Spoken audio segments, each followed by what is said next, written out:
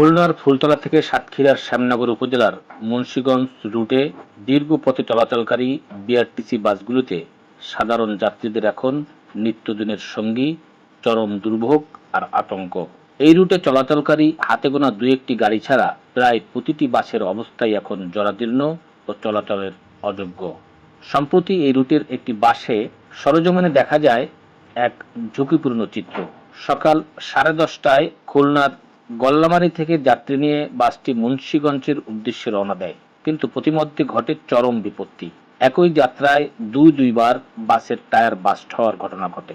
প্রথমবার এক্সট্রা চাকা দিয়ে কাজ চালানো গেলেও দ্বিতীয়বার গাড়িতে কোনো অতিরিক্ত টায়ার ছিল না। ফলে মাঝ রাস্তায় চরম ভোগান্তিতে পড়েন চালক ও সাধারণ যাত্রীরা। পরে অন্য একটি বিআরটিসি বাস থেকে টায়ার ধার করে এনে দীর্ঘ সময় পর তা পরিবর্তন করা হয়। গাড়িটির ভেতরের অবস্থা চরম শোচনীয়। পুরো পথ জুড়ে বৃষ্টির পানি চুষে চুষে বাসের ভেতরে পড়ায় যাত্রীরা রীতিমতো ভিজে একাকার হয়ে যান। গাড়িটির জরাজীর্ণতা এতটাই প্রকট যে রাস্তায় ব্রেক করলেই পুরো গাড়ির বডি মনে হচ্ছে যেন সামনের দিকে ছিটকে চলে যাচ্ছে।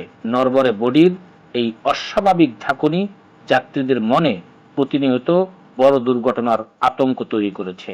সরকারি পরিবহন হওয়া সত্ত্বেও কোনো সঠিক রক্ষণাবেক্ষণ না থাকায় জীবনের ঝুঁকি নিয়ে প্রতিদিন এই রুটে শত শত মানুষ যাতায়াত করছেন।